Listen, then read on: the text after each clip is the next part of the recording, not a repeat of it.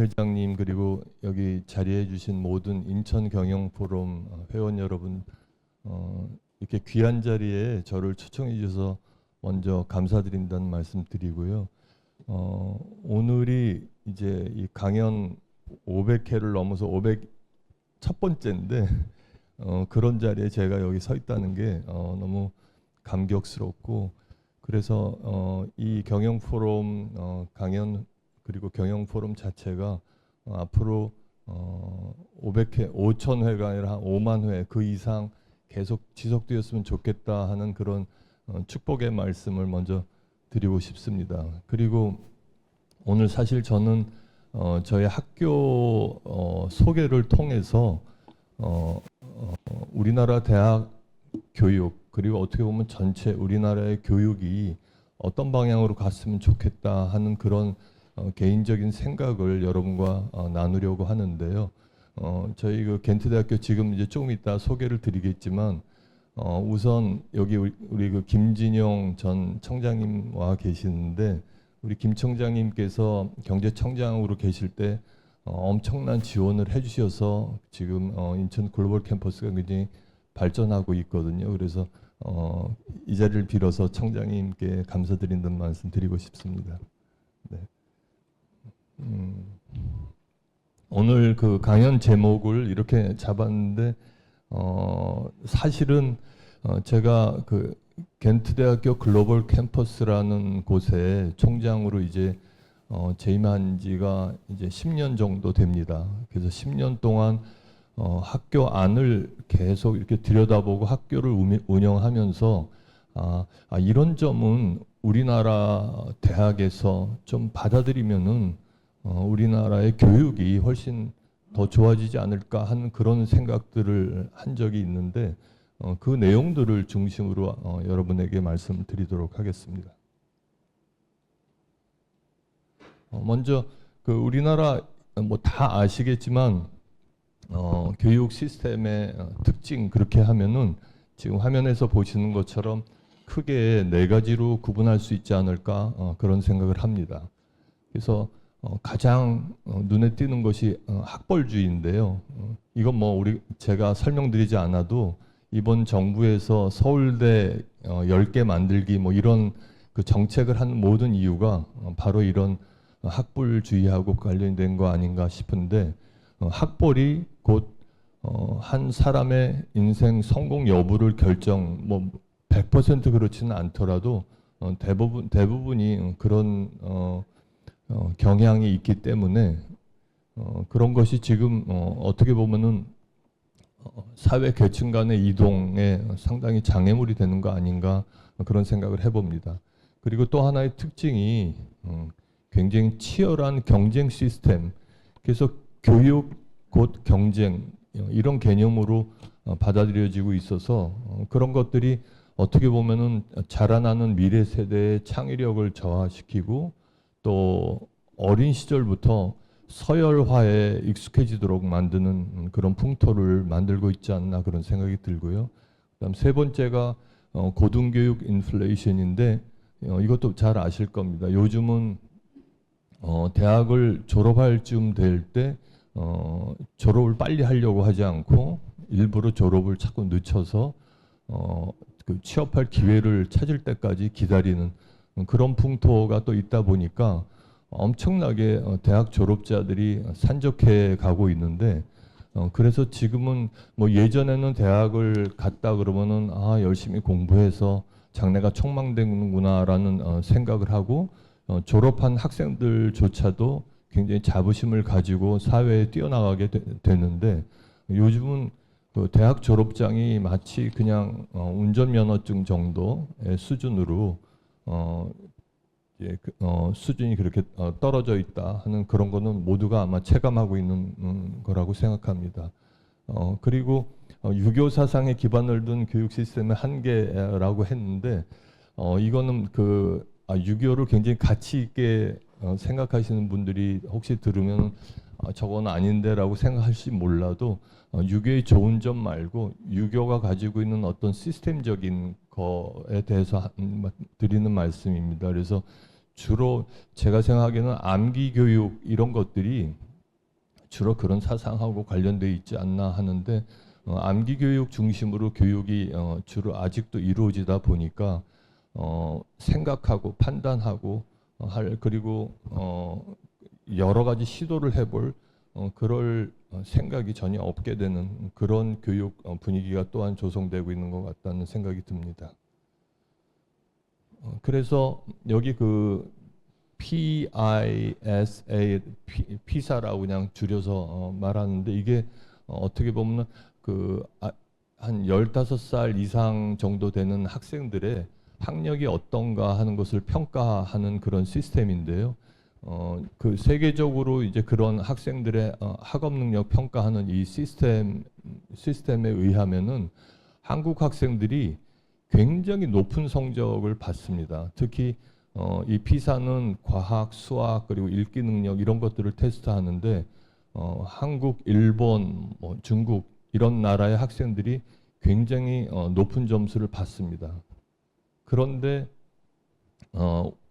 얼마 전에도 노벨상이 발표되면서 계속 노벨상 발표되는 시점이 되면은 아니 왜 우리나라에는 노벨상이 나오지 않나 이제 그런 의문들을 많이 갖게 됐는데 아니 이렇게 피사에서 학업 능력이 굉장히 우수하다면 우리나라에서도 노벨상이 하나 정도는 나와야 되지 않을까요? 특히 과학 분야에서. 그런데 전혀 그런 것을 볼 수가 없고 또 저는 개인적으로 볼 때 앞으로도 이러한 현재와 같은 교육 시스템 하에서는 절대 노벨상 기대할 수 없다. 그런 생각입니다. 한 예를 들면은 제가 옛날에 이렇게 키가 크니까 왜 이렇게 키가 크냐 이제 그런 질문들을 하시는데 예전에 제가 그 국민학교 4학년에서 중학교 3학년 때까지 배구 선수 생활을 했거든요. 그래서 그때 키가 굉장히 많이 컸어요. 그래서 이제 배구로 예를 들어보자면은 이렇게 강 스파이크를 할 줄 안다고 해서 그 선수가 뛰어난 배구 선수가 될 수는 없습니다. 왜냐하면은 배구란 게 이렇게 스파이크 하나 잘하는 걸로 다 되는 게 아니라 그 사람이 스파이크 능력뿐만 아니라 점프력도 좋아야 되고 공을 때릴 때 그 시간을 굉장히 잘 계산을 해야 되고 또 공을 올려주는 세터의 도움을 받아야 되니까 호흡이 맞아야 되고 하는 이런 다양한 요인이 다 맞아서 그 한 선수가 훌륭한 선수가 되는 것처럼 피사에서 우리나라 청소년들이 우수한 성적을 받는다고 해서 우리나라 교육이 우수하다 이렇게 말하기는 어렵다고 생각합니다. 그래서 우리나라 저는 개인적으로 생각하기에 대한민국에는 교육 철학 혹은 교육 제도라는 게 없다.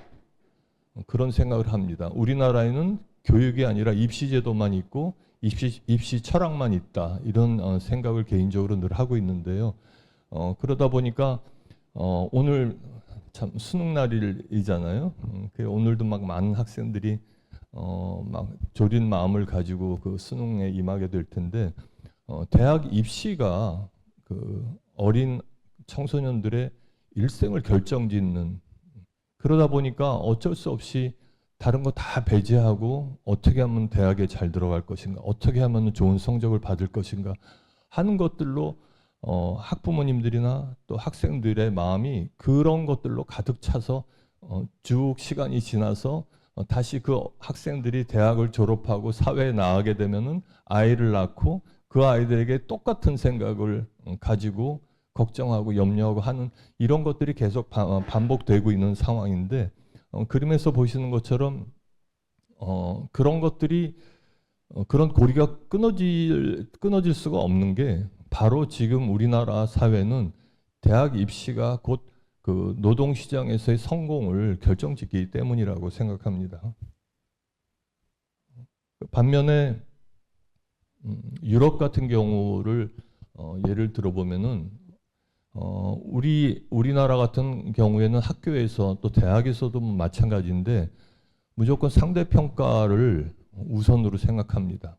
그러다 보니까 미세한 차이의 성적 차이가 있어도 결국은 상대평가를 해야 되니까 예를 들어 어떤 학생은 A, 어떤 학생은 B를 줘야 되고 어떤 학생은 또 C를 줘야 되는 상황이 되고 그리고 평가 기준도 그냥 고정돼 있어서 모든 사람들이 그 기준에 그냥 의존해서 평가를 하게 됩니다. 반면에 유럽에서는 절대 평가를 우선으로 합니다. 그러다 보니까 평가자가 이 학생이 원래 이런 고등교육에서 요구되는 수준이 있는데 그 목표에 어느 정도 도달을 했으며 그 과정에서 필요한 것들을 일일이 다 이해를 했는가, 그런 것들을 자연스럽게 평가를 할 수 있는 그런 시스템을 가지고 있습니다. 그러다 보니까 학생들의 개별적인 발달 과정을 잘 점검할 수 있는 그런 기회가 있는데,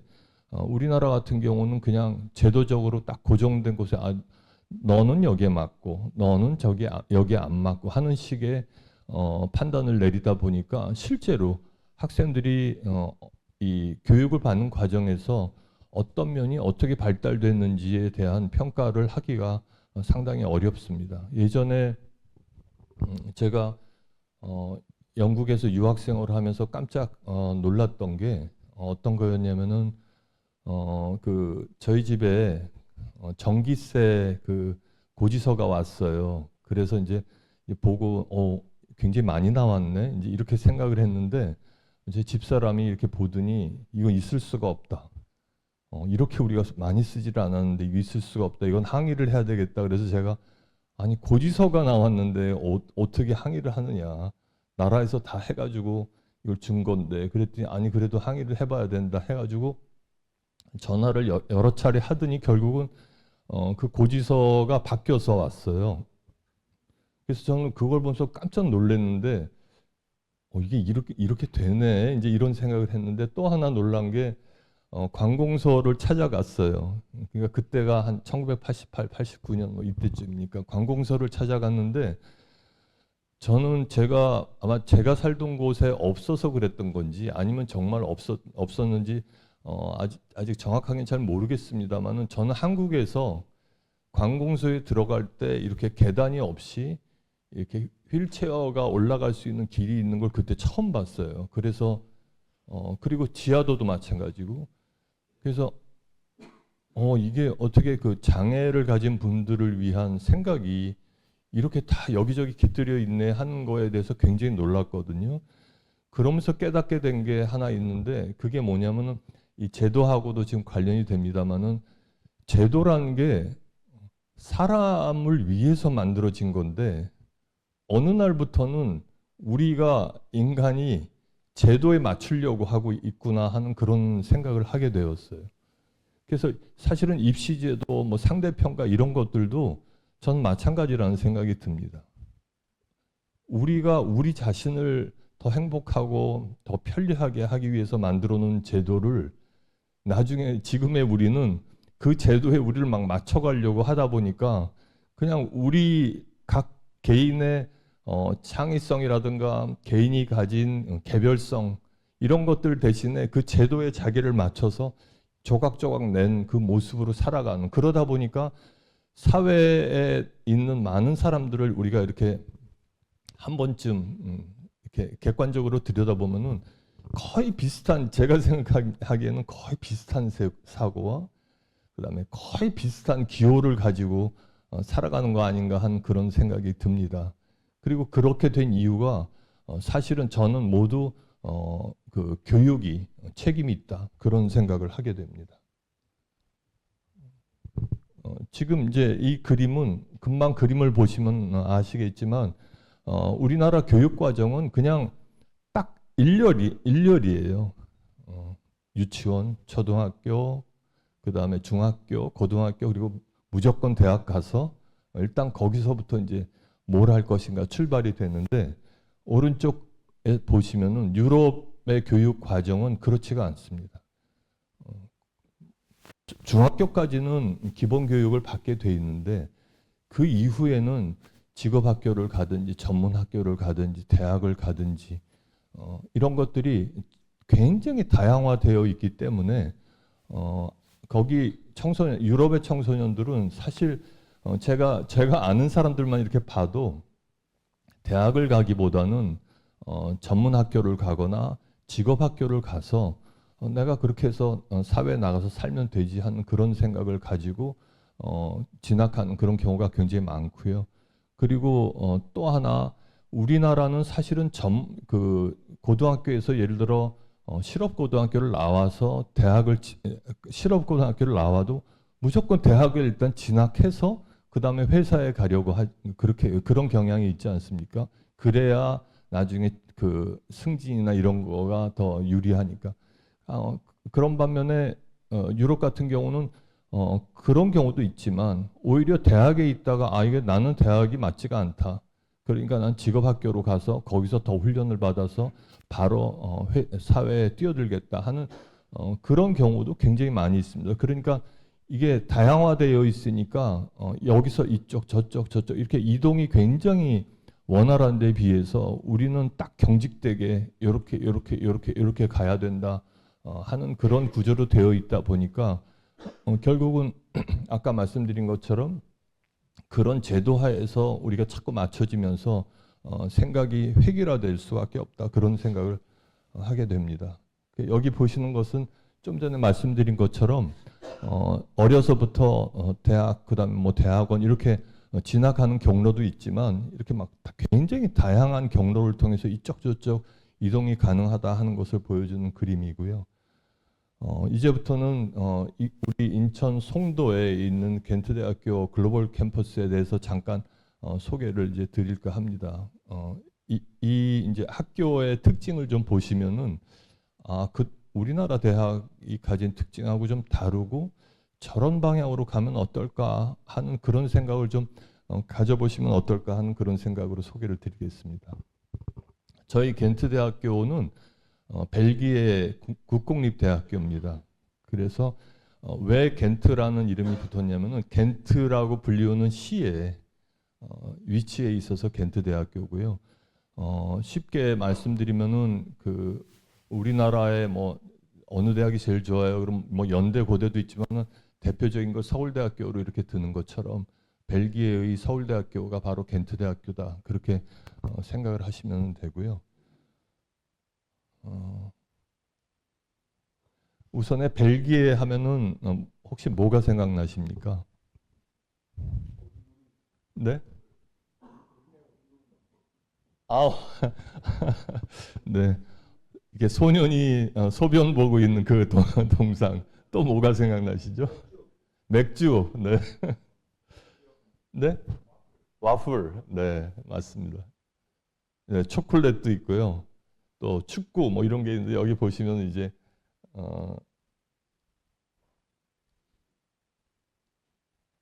네, 이렇게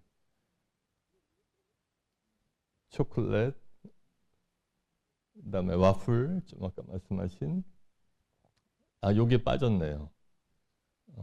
그 우리가 이런 거 이런 거 딱 보면은 바로 프렌치 프라이스라고 하잖아요. 그런데 벨기에 사람들한테 그 얘기를 하면 굉장히 기분 나빠해요. 네. 그래서 왜 그러냐 그랬더니 원래 이게 벨기에에서 시작이 됐대요. 그런데 사람들이 막 먹다가 맛있어서 이게 뭐냐고 물었는데 그냥 누군가가 이게 프렌치 프라이스다 해가지고는 이름이 그렇게 된 거라고 하면서 굉장히 기분 나빠하고 뭐 이게 벨지안 프라이스다 뭐 이렇게 막 얘기를 하는데 굉장히 유명합니다. 그리고 아까 말씀하신 것처럼 맥주, 그 다음에 이거 혹시 아셨어요? 스머프가 벨기에에서 나왔다는 거. 네. 그 다음에 그 플란더스의 개 이런 거 있잖아요. 그 플란더스가 벨기에의 한 주입니다. 그래서 그런 것들도 우리한테 이미 가까이 와 있는데 그걸 잘 모르고 있고요. 그 다음에 우리나라 그 1950년 6월 25일에 전쟁이 일어났을 때 벨기에가 3,500명의 병사를 우리나라에 보냈답니다.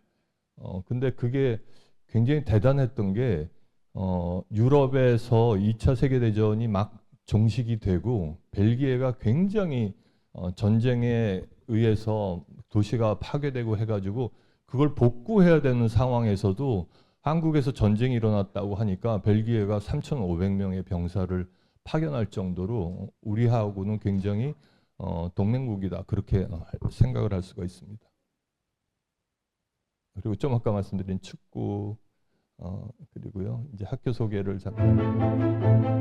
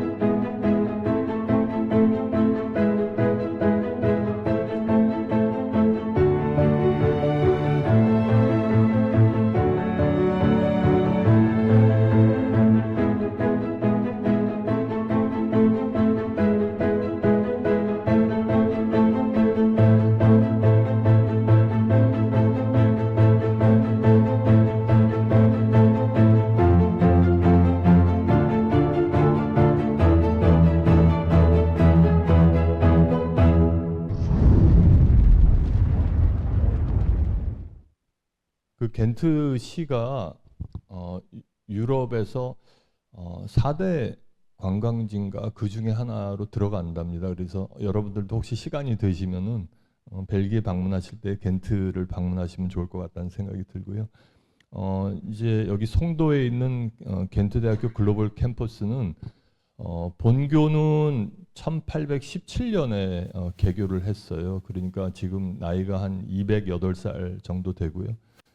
저희 겐트대학교 글로벌 캠퍼스는 2014년에 개교를 했습니다. 우리 이제 산업자원부하고 그리고 인천시에서 지원을 해서 학교가 설립이 됐는데요. 우선에 본교 같은 경우는 지금 학생 수가 한 5만 명 정도 돼서 제가 기억하기로는 우리 서울대학교 학생이 한 4만 2천, 3천 명 정도 되니까 서울대학교하고 좀 비슷한 규모가 아닌가 하는 그런 생각이 들고 교직원 수가 15,000명 정도 그렇게 됩니다. 그리고 본교 같은 경우에는 여러 분야에서 굉장히 세계 랭킹이 높은데요. 특히 왼쪽에서 보시는 것처럼 수의학 분야는 세계 1위고요. 수의학 분야가 그 다음에 바이오나 환경이나 식품 이런 분야가 굉장히 세계 랭킹이 상위권에 있는 그런 대학입니다. 예, 학교의 본교나 저희 학교의 그 모토가 위에 있는 것처럼 Dare to Think라는 건데 이렇게 평범하게 생각하지 말고 뭐든지 과감하게 생각하고 그래서 앞에 있는 장애물을 헤쳐나가라 이제 그런 뜻의 모토를 가지고 있고요. 아까 잠시 여기 오기 전에 그런 질문을 받았는데 이게 여기서 학위를 하면 여기에 학위냐 아니면 본교에 학위냐 그런 말씀 하셨는데 여기서 공부한 학생들도 본교의 학위를 받습니다. 한 예를 들면은 여기서 공부한 학생들이 공부를 하는데 나중에 졸업할 때 최우수상, 우수상 이런 상을 결정하거든요. 그럴 때 본교에 있는 학생들하고 여기 있는 학생들 따로 그런 거를 평가를 하지 않고 다 합쳐서 평가를 해가지고 상을 줍니다. 그런데 매년 여기서 공부한 학생들의 성적이 훨씬 높아서 여기서 공부한 학생들이 최우수상, 뭐 우수상 이런 걸 굉장히 많이 받아서 사실 본교가 깜짝 놀랄 정도로 이렇게 한국에 있는 아이들은 공부를 잘하느냐 이제 그런 얘기를 자주 듣는데 그렇게 있고요. 그다음에 현재 학생 수가 800명 정도 되고 교수는 한 60명 그리고 행정 직원 선생님들이 한 40명 정도 그렇게 됩니다. 그래서 절 오른쪽에 보시면은 교수 학생의 비율이 1대 12 정도를 유지하고 있고요. 그다음 그리고 여기서 보시면은 좀 주목하실 게 뭐냐면 아래에 있는 두 개인데 졸업을 위해서 이수해야 될 학점이 240 학점입니다. 우리나라에서 그 학생이 대학을 졸업하려면은 제가 지금 여전히 기억하는 한 뭐 많아야 한 150, 160 학점을 이수하면 졸업을 하는데 저희 같은 경우 240 학점을 받아야 졸업을 하게 됩니다. 그러니까 어떤 현상이 일어나냐면은 학생들이 학교 입학을 하면은 그때부터는 거의 놀 시간이 없어요. 왜냐면 너무 많은 과목을 이수를 해야 되니까. 근데 조금 다행스러운 거는 그 중에 이론이 이제 어떤 과목이든지 이론이 반, 그다음에 실험이 반 그렇게 구성이 되어 있습니다. 그래서 실험 시간이 우리나라에 있는 대학하고는 달리 굉장히 많은 이유가 학생들이 이미 대학 다닐 때 실무적인 경험을 다 쌓아서 졸업하자마자 사회에 뛰어들 수 있게 한다. 이제 그런 취지로 제도를 만들었기 때문에 그렇게 하고 있고요. 그래서 그 여기 혹시 글로벌 캠퍼스, 인천 글로벌 캠퍼스에 와 보셨는지 모르겠는데 거기 현재 대학이 4개가 있습니다. 3개가 미국 대학이고 저희가 유일한 유럽 대학인데 그래서 이렇게 같이 글로벌 캠퍼스 안에서 도서관, 큰 도서관을 같이 이제 사용을 하고 있거든요. 근데 거기 글로벌 캠퍼스 대표님이 좀 농담처럼 저에게 하시는 말씀이 겐트 대학교는 좀 그 도서관에 좀 그 돈을 좀 많이 내야 될 것 같다. 특히 전기 사용료가 많이 든다. 그래서 왜 그러냐고 그랬더니 도서관을 24시간 문을 열어놓는데 거의 겐트대 학생들만 거기 밤새도록 앉아서 공부하고 있다. 그런 얘기를 하세요. 근데 그럴 수밖에 뭐 학생들이 공부를 좋아해서 그런 것도 있지만 제도적으로 이 공부를 많이 하지 않으면 안 되게 되어 있어서 어쩔 수 없이 학생들이 그렇게 도서관에서 공부 이제 그렇게 하고 있고 그러다 보니까 이제 이렇게 그 이제 학생들이 이렇게 학교 이름이 붙은 이제 과잠이라고 그러죠. 그걸 입고 이렇게 돌아다니면은 미국 대학 학생들이 저기 공부벌레들 지나간다 그렇게 말을 할 정도로 엄청난 양의 공부를 하면서 지내고 있습니다. 그렇게 공부를 많이 하다 보니까 사실 학생들 중에 그리고 이 모든 과목이 영어로 진행이 되거든요. 그러다 보니까 1학년 학생들이 특히 굉장히 힘들어해요. 그래서 그거를 도와주기 위해서 이미 3학년, 4학년에 올라간 학생들한테 학교에서 장학금을 줘서 저녁 시간에 한국말로 아이들한테 강의를 할 수 있는 튜토링 제도를 마련을 했어요. 그렇게 해놓으니까 아마 한 번쯤 저녁에 저희 학교를 와보시면 그걸 보실 텐데 저녁에도 막 강의실이 꽉꽉 차 있습니다. 왜냐하면은 1학년 학생들이 그 선배들이 한국말로 이렇게 자세히 설명해 주는 걸 들으려고 집에 안 가고 계속 모여가지고 그걸 듣고 또 질문도 하고 한 그런 시간을 갖다 보니까 그런 현상을 그렇게 볼 수가 있습니다.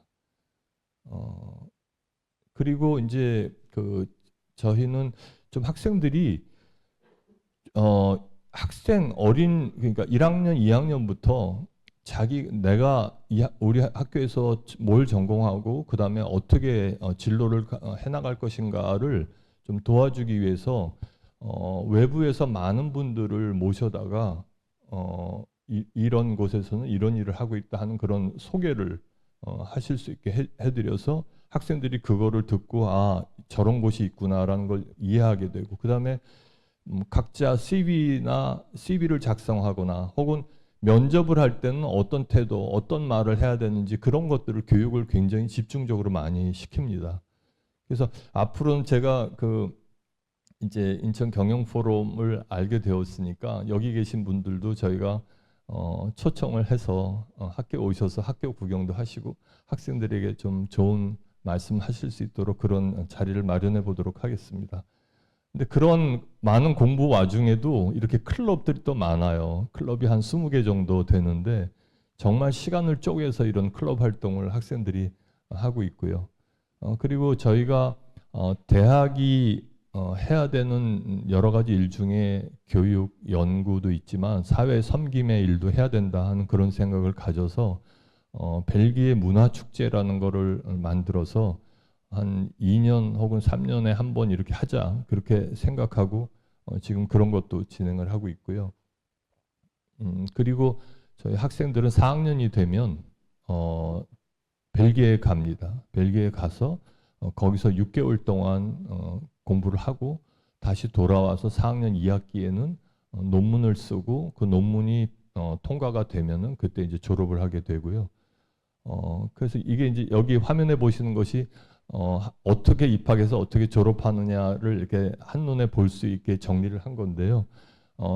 제가 이제 주목하는 게 바로 이 부분입니다. 저희 학교에 들어올 때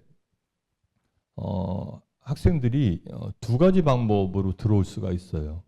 하나는 그러니까 첫째 수능 필요가 없습니다. 첫 번째 방법은 학교에서 제공하는 시험이 두 개가 있어요. 수학하고 화학 시험. 왜냐하면 저희가 공대이기 때문에 이게 기본 과목이다 해가지고 두 과목이 있는데 그 두 과목의 시험을 치러서 저희가 요구하는 일정 점수가 되면은 입학을 할 수가 있게 됩니다. 그런데 그 시험을 치르는 게 오늘 수능 때문에 막 교통이 어떻게 된다 이런 이야기들이 있는데 저희 학교 와서 시험 볼 필요가 없고요. 그리고 그래서 집에서 혹은 뭐 카페에서 아무 데서나 뭐 놀러 가서 시험 보고 싶을 때 인터넷에 들어가서 시험을 보면 되고요. 날짜도 정해져 있지 않습니다. 1년 내내 인터넷에 오픈이 돼 있기 때문에 내가 지금 준비가 됐네 이런 생각이 들면은 인터넷에 들어가서 시험을 보면 되고요. 또 시험을 봤는데 점수가 안 나왔어요. 우리나라 같으면 일단 수능 1년에 한 번 있잖아요. 그렇죠? 그리고 그거에 실패하는 순간 그 인생이 뭐 다른 전혀 생각지도 않았던 다른 방향으로 가버리고 그런 패단이 있는데 저희는 점수가 안 나왔다 또 볼 수 있습니다. 시험을. 그래서 계속 시험을 보다가 점수가 되면은 이제 집어넣는 거죠. 그러다 보니까 이제 저희가 어떻게 학생을 선택을 하냐면은 들어온 순서가 있잖아요. 그래서 점수가 딱딱딱 되면은 우선 들어온 학생부터 이제 입학증이 있습니다 하고는 이제 그거를 발행을 하게 돼요. 그래서 그게 딱 인원이 차면 더 이상 이제 들어올 수가 없는 그런 상황이 되고요. 또 한 가지 방법은 교장 선생님 추천제를 도입을 했어요. 그래서 교장 선생님의 판단을 믿고 교장 선생님께서 이 학생 좀 받아주면 좋겠다라고 하시면은 그 학생이 학교에 들어올 수가 있습니다. 그러면 이제 지금 제가 말씀드린 가운데 두 가지 의문점이 생길 수가 있어요. 첫째는 시험 볼 때 인터넷으로 아무 데서나 보면은 그거 부정행위는 어떻게 할 것이냐. 두 번째, 교장 선생님이 추천을 하는 학생은 혹시 이렇게 뒤로 뭐 이렇게 부탁을 받아서 해가지고 들어오는 경우는 어떻게 할 것인가. 이제 그런 의문이 반드시 생기는데 첫 번째는 부정행위를 할 수가 없는 게요. 저희가 미국에 있는 회사하고 계약을 해서 이렇게 자기 컴퓨터 앞에 딱 앉으면은 감시가 됩니다.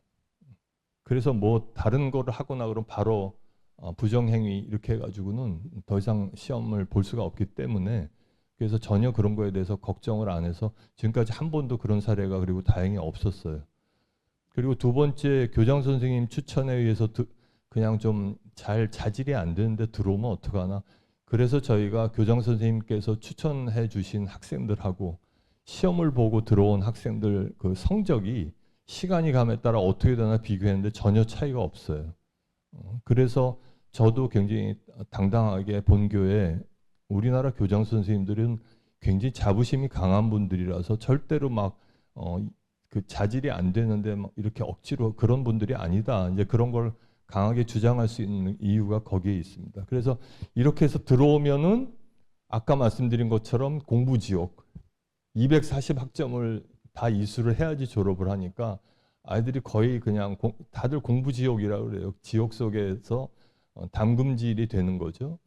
근데 전공도 우리는 들어가서 1학년 때 다 전공을 선택하고 가잖아요. 근데 저희는 그렇지 않습니다. 1, 2학년 때는 모든 과목을 다 듣고 3학년 때 전공을 선택하게 되어 있습니다. 그래서 우리나라 그 교육부에서 뭐 전공, 무전공으로 들어가서 어떻게 하는 건 문제다, 아니다, 그렇다, 아니다, 뭐 수능을 폐지해야 된다, 안 해야 된다. 너무 많은 말들이 있는데 저는 제가 여기 있으면서 느낀 거는 그런 게 다 불필요한 얘기다. 그냥 하면 된다. 시험도 이제 저는 이게 개인적인 입장입니다만 수능을 왜 보지? 수능 그냥 폐지해 버리든지 아니면은 수능을 그냥 그래 고등학교 과정 잘 이수했어. 그래 이건 너는 자격이 돼. 그 정도 선에서 수능이 맞춰져야지 수능을 가지고 학생의 일생을 결정한다. 그거는 굉장히 모순이다. 이제 그런 생각이 듭니다. 제일 마지막 오른쪽을 보시면은 저희 학교 학생들 취업률이 93.8%예요. 그 말은 졸업하는 학생 중에 한두 명이 저는 취업을 좀 늦추고 싶어요. 조금 더 생각을 해야 되겠습니다. 해서 하는 학생들이 있으면 그 학생들 때문에 100%가 안 되는 거지. 그냥 100%입니다. 취업이.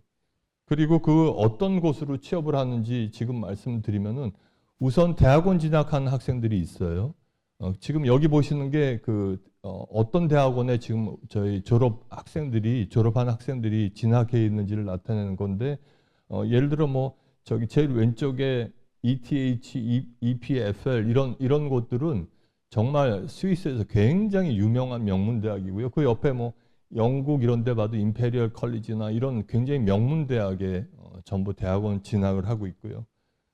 그리고 국내 대학원에도 진학을 합니다. 지금 보시는 게 뭐 서울대, 연대, 고대, 성대, 한양대 이런 곳들이 저희 학교 졸업한 학생들이 진학하는 그런 대학원이고요. 그 다음에 여기 보시는 곳이 이제 어떤 회사에 가서 일을 하고 있나 하는 것을 나타내 보이는 것입니다. 그래서 이런 과정을 통해서 제가 느낀 거는 그냥 그러니까 제가 항상 좀 불쌍하다 그런 생각이 드는 게 여기 아마 해경 앞에 혹시 저녁에 보셨는지 모르겠는데 노란 버스들이 막 줄을 이어 있는 풍경이라든가 아니면 저도 아침에 출근할 때 보면 또 노란 버스가 이렇게 왔다 갔다 하는데 막 엄마들이 그 조그만 아기들을 막 데리고 뛰어서 그 버스에 태우고 막 그런 것들이 보이더라고요. 그리고 밤에 퇴근할 때 보면 또 그 밤에도 또 아기들이 막 거기 버스에서 내리고 그런 모습을 보면서 저 아이들이 대한민국의 미래를 나중에 책임질 주인들인데 저렇게 자라가지고 시달리면서 자라가지고 나라를 이 아이들이 어떻게 생각하고 나라를 이끌어갈 수 있을까 하는 그런 걱정이 많이 되거든요. 그래서 좀 제도를 바꿨으면 좋겠다. 그 방향은 저희 학교 이 시스템처럼 좀 이렇게 실험적이라도 한번 시도해 보면 좋겠다 하는 그런 생각이 있습니다. 조금 더 학교 소개를 드리자면은 이제 다양한 장학금을 이제 만들어 가고 있어요. 그래서 여기 보시는 게 다양한 장학금인데 저희 학교 그 학비가 1년에 2천만 원입니다. 그러니까 좀 비싸죠. 보통 국내 대학보다. 그래서 근데 이제 반면에 학교에 있는 그 시스템이 너무 좋아서 제가 한 가지 생각한 게 이렇게 좋은 데 들어오면은 그냥 이 학생의 인생이 어쩜 바뀔 수 있는데 학비가 2천만 원이니까 이렇게 재정적으로 어려운 학생은 아예 꿈을 못 꾸겠다. 그런 생각이 들어서 생각한 게 그럼 어딘가에서 조금 그 사회 배려층에 있는 학생들을 위한 특별한 장학금을 좀 마련해야 되겠다 해가지고 첫 번째 한 게 한국에 있는 벨기에 회사들을 찾아다니면서 장학금을 좀 주십시오. 이렇게 이제 막 구걸하다시피 그렇게 했는데 다행히 여기 오른쪽 그 밑에 사진에서 보시는 것처럼 인천에 유미코라고 하는 벨기에 회사가 있어요. 거기서 대표님이 학생 5명에게 줄 수 있는 장학금을 내가 내고 싶다. 그래서 그 아이들이 4년 동안 학교를 충분히 다닐 수 있도록 그렇게 하고 싶다 해서 지금 그 사회 배려층 학생 그 5명이 학교에서 그런 혜택을 받으면서 공부를 하고 있습니다. 그게 저는 그런 걸 보면서 너무 행복한 게 이런 장학금이 있어서 이 학교에 들어와 가지고 그렇지 않았으면 달라졌을 인생이 또 더 좋은 방향으로 변하게 되니까 참 너무 행복하다 이제 그런 생각을 하고 있고요. 이제 이거는 그 인천 글로벌 캠퍼스 내에 공통된 건데 학생들이 거주하는 기숙사입니다. 처음 출발할 때는 모든 학생이 기숙사 생활을 해야 된다라고 했는데 학생 수가 너무 늘어나다 보니까 기숙사 수가 부족해서 지금 이제 인천 혹은 가까운 거리에 있는 학생들은 집에서 학교를 다니도록 그렇게 권장하고 있고요. 이제 학교 이제 내부 시설인데 이 시설은 사진보다 훨씬 보기 좋습니다. 그래서 나중에 꼭 저에게 연락을 주셔서 학교 방문을 한번 해보시면 좋겠다 하는 그런 생각이 들고요. 그래서 이제 학교 한번 그 졸업 입학식 장면을 잠깐 보여드리겠습니다.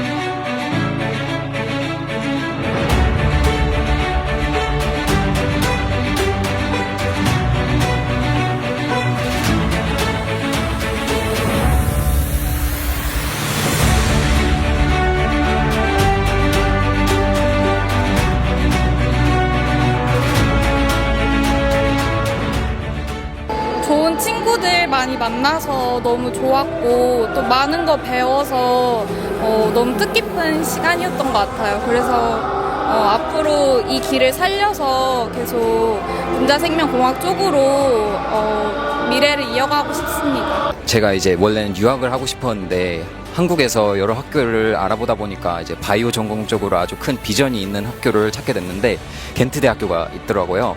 그래서 여러 가지 방법을 알아보면서 겐트 대학교로 오게 되었고 이제 되게 설레는 감정도 있고 이제 내가 저 졸업생들처럼 되면 나는 어떤 감정을 느낄까 기대하면서 행복해하고 있습니다.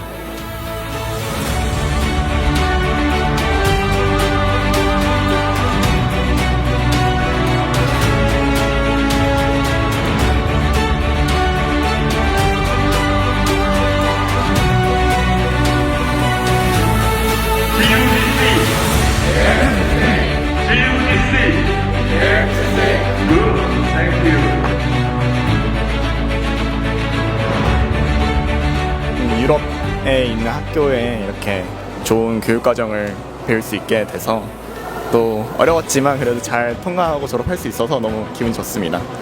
벨기에 가서 공부할 수 있었던 점이랑 좋은 경험 이렇게 짧게나마라도 다른 나라에 놀러 다니면서 공부할 수 있었던 점이 제일 좋았던 것 같습니다. 겐트 대학교가 입학하고 나서도 그 스스로 많이 발전하게 되고 배울 점이 많다고 생각해서 오게 됐습니다. 겐트 대학교는 그 수업이 아무래도 실기 반, 그 필기 반이다 보니까 그 랩 프랙티컬 수업이 되게 기대되고요. 바이오 수업을 하면서 실험 과목을 이렇게 많이 하게 되는 게 마음에 들어서 오게 됐습니다.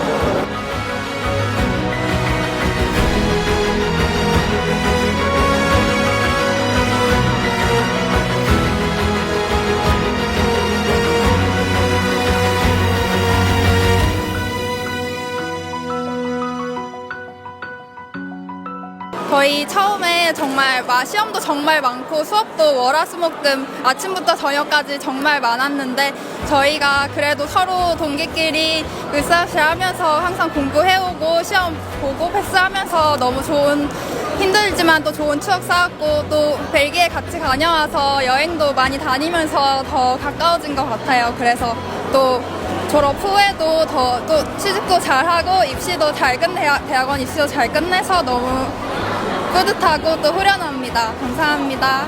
친구들하고 많이 돈독해질 수 있었고 같이 도서관에서 밤새고 하면서 진짜 많이 배울 수 있었던 것 같습니다. 다양한 커리큘럼 덕분에 제 진로 방향을 찾는 데 굉장히 많은 도움이 됐고 신입생분들도 학교 잘 다녀서 좋은 진로를 찾았으면 좋겠습니다. 신입생 여러분 열심히 하세요.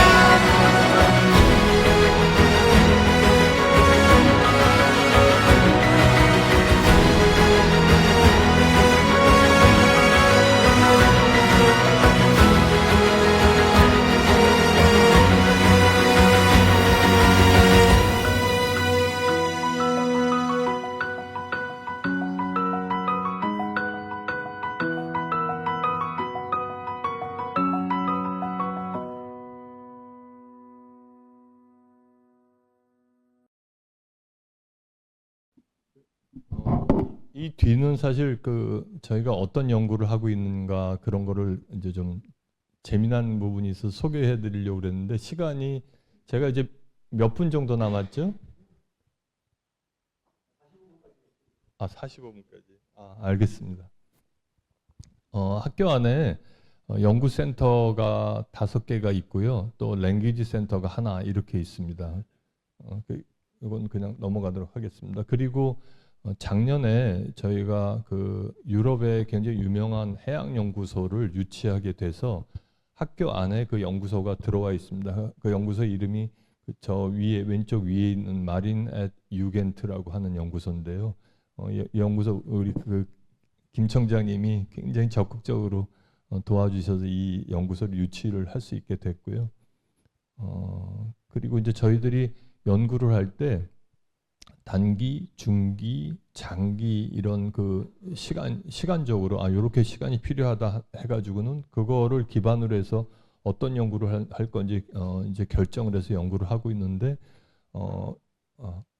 우선에 해조류를 가지고 초콜릿을 만드는 시도를 해서 작년에 한번 이제 프로토타입을 만들어서 이렇게 좀 시식을 해봤는데 조금 개선할 부분이 예를 들어 뭐 조금 비린 것 같다 이런 얘기들을 하셔가지고 그런 거를 좀 개선을 하려고 하고 있고 향후에 지금 이미 여기 한양대 에리카 캠퍼스하고 서로 얘기를 해서 저희가 초콜릿 만들어내고 그쪽에서 예를 들어 마케팅이나 디자인이나 이런 걸 하겠다 해가지고 같이 협업을 해서 초콜릿을 한번 만들어보자 이제 이런 생각을 하고 있습니다.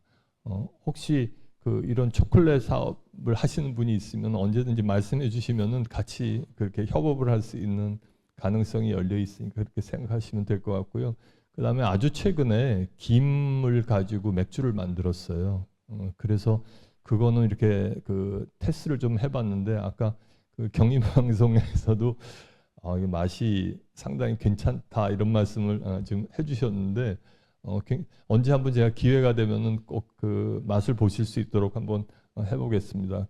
그 저희 본교에 맥주 연구만 30년 이상 한 그런 교수 연구진이 있어요. 그래서 같이 우리나라의 해조류를 가지고 맥주를 만들면 재밌겠다 그런 안을 이제 제가 냈더니 처음에는 그게 가능할까 그랬는데 그게 가능한 게 사실 맥주는 당을 발효시켜서 하는 거잖아요. 근데 해조류 안에도 당이 있거든요. 그래서 해봤는데 됐어요. 그래서 굉장히 맛이 괜찮다 해서 이거를 만들고 있는 중이고요. 또 마찬가지로 해조류를 사용해서 해조류 안에 있는 예를 들어 자외선을 차단한다거나 아니면 염증을 치료한다거나 하는 그런 물질을 가지고 화장품을 한번 만들어 볼까. 그래서 기본적인 그 연구나 또 논문화나 이런 것들은 다 해놓고 있는데 이것도 마찬가지로 저희는 그냥 이 정도 내부에서 기술 개발을 하는 거지 사업화는 기업과 손을 잡고 하는 게 맞다. 이제 그런 생각을 하고 준비 중에 있고요. 그리고 이거는 굉장히 자랑할 만한 건데요. 혹시 그 연못이나 이런 데 가 보시면은 조그만 녹색 식물이 물에 둥둥 떠 있는 거를 보실 수가 있어요. 그거를 개구리밥이라고 부르는데 그 개구리밥을 가지고 물 수질을 진단하는 기술을 저희가 개발을 했고 그 기술이 그 ISO 표준이 됐어요. 그러니까 ISO 인증을 받은 게 아니라 그 인증을 해주는 표준 자체가 됐어요. 작년에 그래서 이게 우리나라 환경부하고 산자부에서 막 굉장히 대대적으로 그 선전을 홍보를 해주셨는데 이유가 우리나라 그 수질 분야에서 최초로 이런 ISO 표준이 나왔다. 그래서 굉장히 홍보가 됐던 기억이 나는데 그 기술은 저희가 키트화를 시키면 사용하기가 편리할 것 같아서 키트화를 시켰고요. 이 그 키트는 아마 그 여러 가지 산업체에서 폐수를 관리를 해야 되는데 그런 거 관리하는데 사용할 거다 이제 이런 생각으로 하고 있고요. 그리고 보시는 것은 이제 해조류를 양식하는 분들은 잘 아세요. 이게 어떤 계절, 특히 여름부터는 전혀 양식을 할 수가 없는 그런 상황이 돼서 저희가 이제 생각해낸 것은 아니 그러지 말고 1년 내내 양식이 가능하도록 하자. 그래가지고 그 AI, ICT, IoT 기술을 활용해서 육상에서 해조류를 양식하는 그런 시스템 개발하는 그런 연구도 하고 있고요.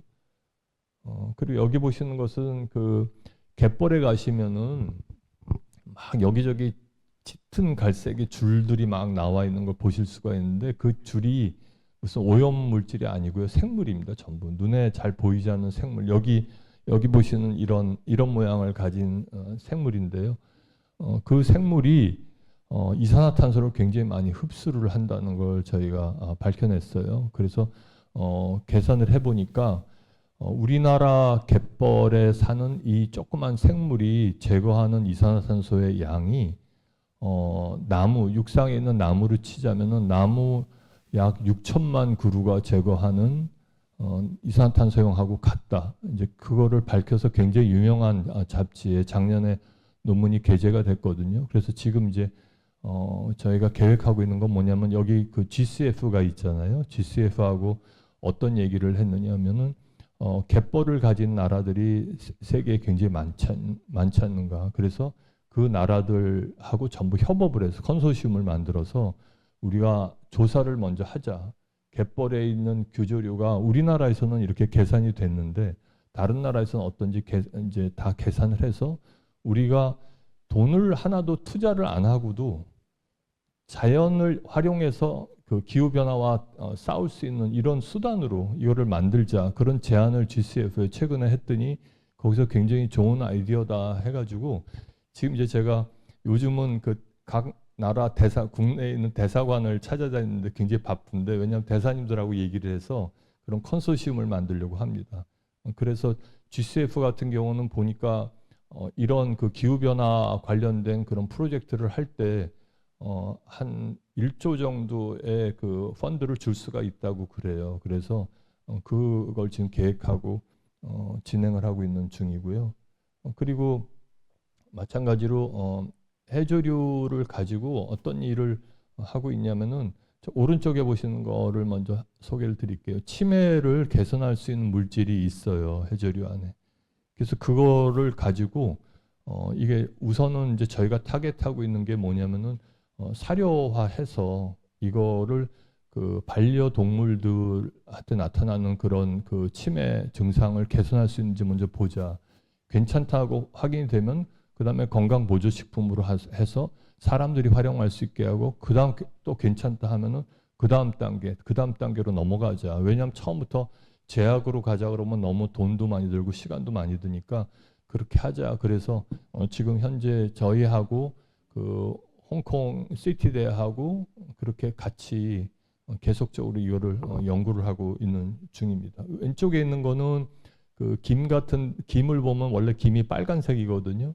그 빨간색 나는 색소가 있는데 그 색소를 추출을 하고 정제를 하게 되면은 뭘 할 수 있냐면 거기에다가 예를 들어 암을 탐지할 수 있도록 그 항체를 거기에 같이 붙여서 혈관 안에다가 주입을 하면은 이게 몸 안에 피를 따라서 혈액을 따라서 돌다가 암세포가 있는 데 가서 딱 붙게 됩니다.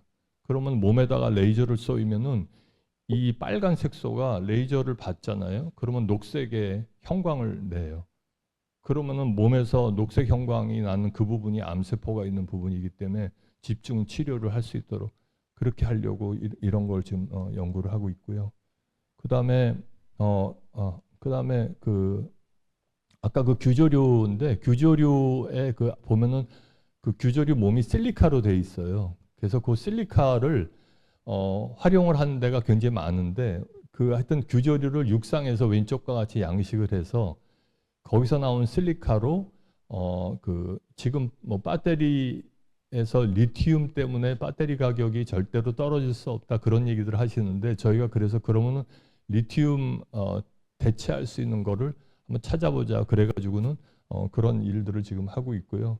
여기 보시는 것은 저희가 그냥 학교지만 학교 안에서 저희끼리 연구하는 그런 게 아니고요. 지금 왼쪽에 보시는 그 국기가 굉장히 많은데 여러 나라들의 연구소, 대학하고 같이 협업을 통해서 학교, 산업체, 그리고 필요하면 정부 기관 이렇게 같이 일을 할 수 있는 그런 생태계 조성을 하고 있습니다. 그래서 저희가 그 블루 바이오 클러스터라는 단어를 자꾸 쓰는데 주로 해양을 중심으로 해서 이런 클러스터를 만들어가자 한 그런 목적으로 일을 하고 있습니다. 이건 넘어가고 이제 마치면서 혹시 이 오른쪽 그림 보시면 어떤 모습이 보이세요?